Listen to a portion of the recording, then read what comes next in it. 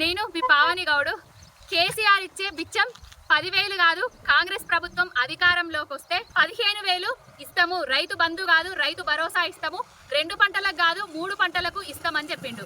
మరి 3 పంటలకు కాదు కదా, ఒక్క పంటకు కూడా గతి లేదు.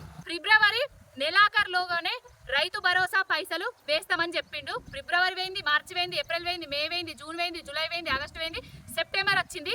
ఇప్పటి వరకు కూడా రైతు భరోసా పైసలు పత్తాలేవు, రైతు బంధు పైసలు అత్తాలేవు. కేసీఆర్ గారు అంటాడు కాంగ్రెస్ ప్రభుత్వం అధికారంలోకి వస్తే గనక రైతు బంధు బంద్ అవుతుంది అని చెప్తాండు.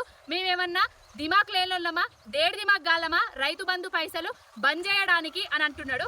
మరి దిమాక్ లేనోడా, దేడి దిమాక్ గాడా, అసలు ముచ్చట్లకే పరిమితమైనయా ఈయన మాటలన్నేసి ఒకసారి రైతుల దగ్గరికి పోయి రైతు బంధు పైసలు, రైతు భరోసా పైసల రూపకంగా మరి ఎక్కువ ఇచ్చిండా లేదా, మరి వచ్చినాయా రాలేదా అని తెలుసుకుందాం. రైతుల దగ్గరికి వచ్చిన, రైతుల పంట పొలాల దగ్గరికి వచ్చిన, రైతు అమ్మతోటి ముచ్చట పెడదామని వచ్చిన, రైతు భరోసా కింద ఎకరానికి 15,000 రూపాయలు ఇస్తా అని చెప్పిండు. 15,000 అయితే వల్లే కదా. ఎప్పుడు పడాలి మీకు రైతు బంధు పైసలు? జూన్ కు. ఇప్పుడు సెప్టెంబర్ అయిపోయింది, పుట్టకొచ్చిందా మరి? మరి పడ్డాయా 15,000? వల్లే కదా. అవో అమ్మ చెప్తాంది రైతు బంధు రాలేదు, రైతు భరోసా దిక్కులేదు, ఏది రాలేదంట.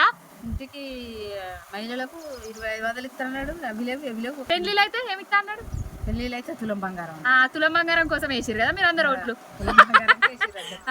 తులం బంగారం కోసం ఓట్లు వేసినాం కానీ ఆ తులం బంగారం కూడా లేదని చెప్తాంది.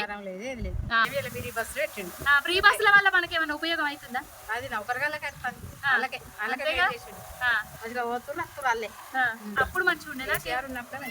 రైతు బంధు పడ్డది. అన్న నమస్తే. ఎన్ని ఎకరాలు ఉన్నాయి? రైతు బంధు వచ్చిందా రాలేదా? మీకు పడ్డా రైతు బంధు?